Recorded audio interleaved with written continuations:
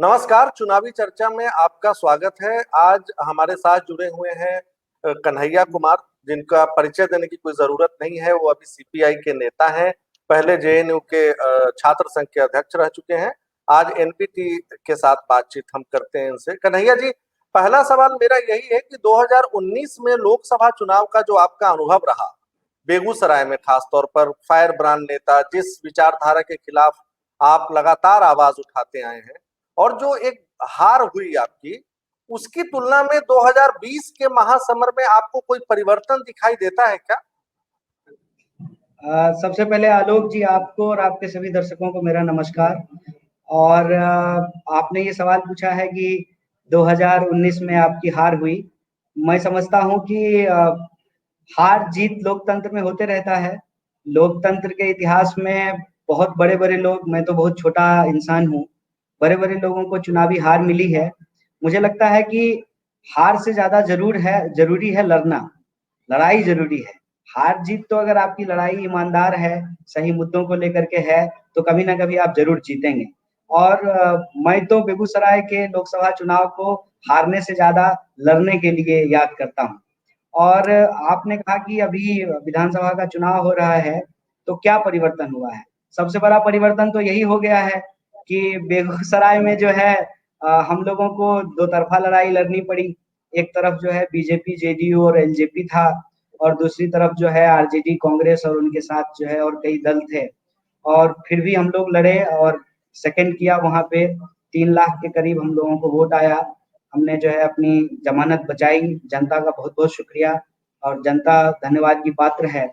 और वहाँ जो 7 असेंबली कॉन्स्टिट्यूएंसी है, उस 7 जी। में से 5 पे हम लोग सेकंड किए थे। और मुझे लगता है कि जो बिहारी की भाषा में बोलें तो जो जोड़न डाले थे हम लोग लोकसभा चुनाव में, वही लगता है कि जम रहा है कि उस 7 में अच्छा। से 4 पे जो है लेफ्ट पार्टी लड़ रही है, 2 पे आरजेडी लड़ रही है और 1 पे कांग्रेस पार्टी चुनाव लड़ रही है। कन्हैया जी, एक चीज जानना चाहूंगा। लड़ाई, आपने कहा कि लड़ना जरूरी होता है, चाहे वो अपनी विचारधारा के लिए हो, हक हुकूक के लिए हो। बात सही है, लेकिन जिसके खिलाफ आप लड़े थे, तनवीर हसन भी थे उसमें, आप उनके साथ आज लड़ रहे हैं, तो क्या परिस्थिति बदल गई? नहीं, आप मेरे लोकसभा चुनाव के कैंपेन को देखेंगे, तो हमने बार-बार ये कहा है और अभी भी आपके सामने दोहरा रहा हूँ कि हमारी लड़ाई किसी भी लोकतांत्रिक, धर्मनिरपेक्ष, समाजवादी ताकतों से नहीं है। हमारी लड़ाई उन ताकतों से है, जो इस देश के लोकतांत्रिक मूल्यों में सामाजिक न्याय, सामाजिक एकता, सामाजिक सौहार्द, धर्मनिरपेक्षता के खिलाफ हैं, उनके खिलाफ हमारी लड़ाई है। हमने लोकसभा चुनाव में भी तनवीर जी के खिलाफ कुछ नहीं बोला, आरजेडी के खिलाफ कुछ नहीं बोला, कांग्रेस पार्टी के खिलाफ कुछ नहीं बोला, या जो दूसरे घटक दल थे, चाहे वो मांझी जी हों, मुकेश सहनी हों, या उपेंद्र कुशवाहा जी हों, किसी के खिलाफ भी कुछ नहीं बोला। हमारी लड़ाई बिल्कुल साफ थी। हमने कहा कि राजनीति नेता पे नहीं, नीति पे केंद्रित होना चाहिए, और नीति पे केंद्रित होने और नीति पे केंद्रित राजनीति को करने के लिए जो हमने प्रयास किए थे, उसका रिजल्ट भी जो है हम लोगों को कुछ-कुछ मिलना शुरू हुआ। अपनी घोषणा पत्र में हमने बेगूसराय में राष्ट्रकवि दिनकर के नाम पे एक विश्वविद्यालय बनाने की मांग की थी, और लोकसभा चुनाव 2019 में हुआ, विधानसभा चुनाव 2020 में हो रहा है। आप देख लीजिए कि सभी नेताओं के द्वारा यह बात जोर-शोर से आज उठाई जा रही है कि कि दिनकर का बेगूसराय में विश्वविद्यालय। दिनकर विश्वविद्यालय बनना चाहिए। तो मैं समझता हूँ लेकिन कि हमारी लड़ाई आगे बढ़ी है, और इस कन्हैया, लड़ाई एक में सवाल है। जो हाँ, लोग भी एक शामिल हो सवाल रहे है। हैं, बिल्कुल। जी, मैं खत्म करता हूँ। हाँ। इस लड़ाई में जो लोग भी हमारे साथ शामिल हो रहे हैं, उनका स्वागत है, तहे दिल से उनका धन्यवाद और शुक्रिया। और कबीर एक बात कहते हैं ना, कबीरा खरा बाजार में सबकी मांगे खैर, ना केहू से दोस्ती, ना केहू से बैर। हमारी लड़ाई मुद्दों की है, नीतियों की है, और इस नीति में जो भी हमारे साथ चले, हम उनके साथ चलने के लिए तैयार हैं। कन्हैया, आपने कहा कि आप सामाजिक एकता, धार्मिक सद्भाव, इनको बिगाड़ने वाले तत्वों के खिलाफ आपकी लड़ाई है। मैं ये सवाल आपसे पूछता हूं, जैसा आपने कहा कि इसलिए आरजेडी साथ भी थी, पहले आप उनके खिलाफ भी लड़े, लेकिन एक बृहत्तर उद्देश्य के लिए साथ है क्या यही सोच आपकी नीतीश कुमार के बारे में भी है, और बीजेपी से अलग राय रखते हैं आप नीतीश कुमार के बारे में, या दोनों आप समझते हैं कि एक ही सिक्के के दो पहलू? देखिए, मैं कभी भी इस तरह के विश्लेषण और इस तरह के विवेचना में भरोसा नहीं करता।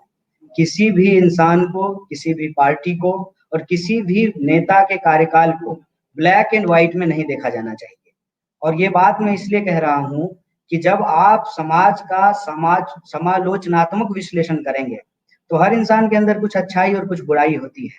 नीतीश जी बतौर मुख्यमंत्री जब चुन करके आए थे, तो बिहार की जनता ने बदलाव की एक उम्मीद उनके भीतर देखी थी। शुरुआती दिनों में नीतीश जी ने कुछ जो काम किए, उसकी प्रशंसा भी लोगों ने की, लेकिन आज के समय में स्थिति ये है कि नीतीश जी से लोग कहीं न कहीं उबा हुआ महसूस कर रहे हैं। और ये सिर्फ मेरी बात नहीं है, आप बिहार के गाँव गलियों में घूम रहे होंगे और जब आप लोगों से बात कर रहे होंगे, तो आपको यह सुनने को मिल रहा होगा कि लोग नीतीश जी से बहुत नाखुश हैं। तो ये एक स्थिति है। उसमें मैं एक बात जोड़ना चाहता हूँ कि नीतीश जी के साथ भाजपा भी 15 साल शासन में रही है, और नीतीश जी को जब कटघरे में खड़ा किया जा रहा है, तो सुशील मोदी जी को भी उस कटघरे में खड़ा किया जाना चाहिए, क्योंकि वो भी साथ में सरकार चला रहे हैं।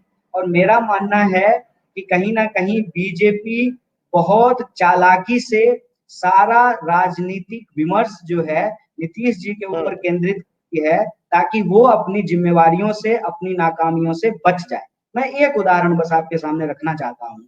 कोरोना बिल्कुल। काल में बिहार ने एक बड़ी गंभीर परिस्थिति देखी।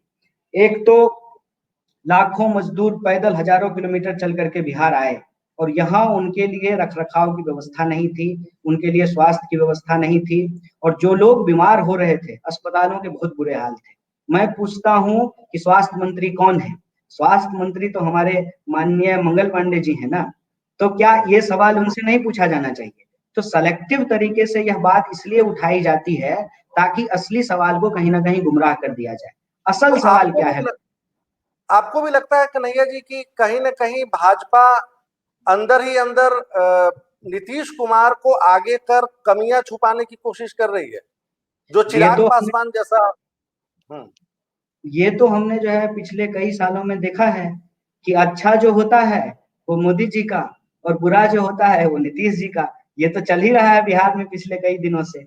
हमने कहा कि कोई भी, अगर हम राजनीतिक आलोचना करेंगे किसी भी सरकार का, तो उस सरकार में शामिल जो घटक दल हैं, उन सबकी जिम्मेवारी तय की जाएगी। और ये जिम्मेवारी जो है वो एलजेपी की भी तय की जाएगी, कि एलजेपी भी तो एनडीए का पार्ट रहे हैं। ऐसा तो नहीं है कि एलजेपी जो है वो एनडीए का पार्ट नहीं रहे हैं। ये देखिए, बिहार की जनता बहुत पॉलिटिकल जनता है। आप देश के किसी हिस्से में चले जाइए, बिहार के बारे में मुक्त कंठ से जो एक बात कहते हैं कि बिहार के लोग बहुत पॉलिटिकल होते हैं। चाहे रिक्शा चलाने वाला हो, चाय बेचने वाला हो, चाय की दुकान हो, ट्रेन हो, बस हो, चौक हो, चौराहा हो, गली हो, नुक्कड़ हो, प्रोमिनेंटली अगर कोई चर्चा होती है बिहार में, तो वो पॉलिटिकल चर्चा होती है।